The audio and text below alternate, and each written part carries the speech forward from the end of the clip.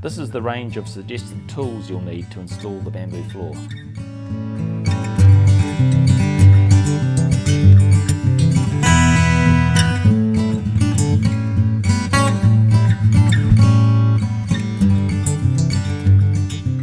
Before installation. Before installation of the bamboo floor, allow your flooring to acclimatise to the environment for at least 48 hours inside the boxes. Ensure the subfloor is structurally sound, clean, dry and level. Install underlay. Roll out the underlay and cut to size.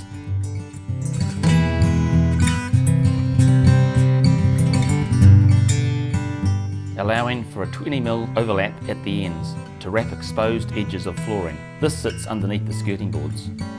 Overlap and seal the edge with the next row, using the adhesive flap to ensure that the subfloor is sealed.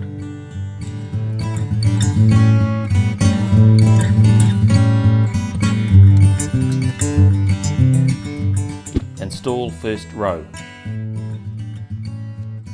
As you open the boxes, inspect the flooring for the correct colour, the quality and any damage or imperfections. Any minor imperfections can normally be cut around. Saw off the tongue and the end of the board for the first row to ensure a tidy expansion joint.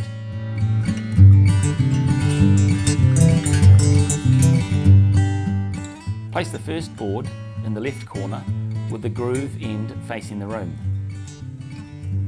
Using spacers and wedges, maintain an expansion gap of at least 10mm between the wall and the board edge. Connect the next board at a 45° angle and press it to the floor, engaging the tongue and groove on the ends of the board. Continue the row, cutting the last board to size, allowing for the 10mm expansion gap. The second row. Start the second row with the offcut from the first row, which should be at least 50cm long. If it's too short, start with a new board which is cut in half. Insert the long edge of the board into the board of the first row and press down to engage the locking mechanism, ensuring there's no gaps in the joins. Put an installation wedge underneath the end of the board so that it is not lying flat on the floor. Insert the tongue of the next board at a 45° angle and press down while at the same time inserting the tongue on the length side of the board. Slowly and evenly push the entire length of the second row into place and use a tapping block and hammer to tap and lock it in place with a tight fit. Then remove the wedge. Review the row to ensure there is no gapping and that the click locking mechanisms are fully engaged and the boards are perfectly flat. Finishing. To measure the width of the last row of boards, place the boards face down, tongue side facing the wall, on top of the last row installed. Place a spare board on top of the board to be cut. Slide the spare board across it until it touches the wall.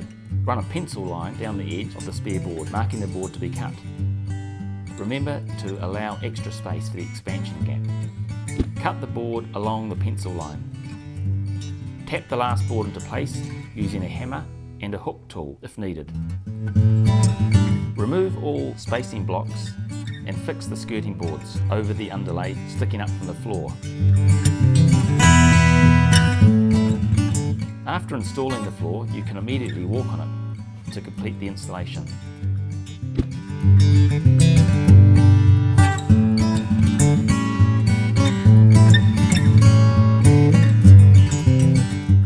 Pro tips. Here's how you undercut the door frames. If a larger expansion gap is needed, you can also undercut the jib wall.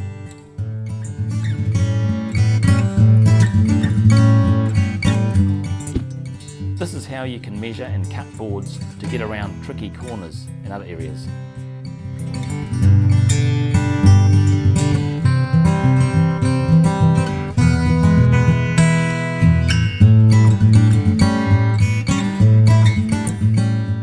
Never use a hammer directly on the bamboo floor, otherwise you'll damage the tongues.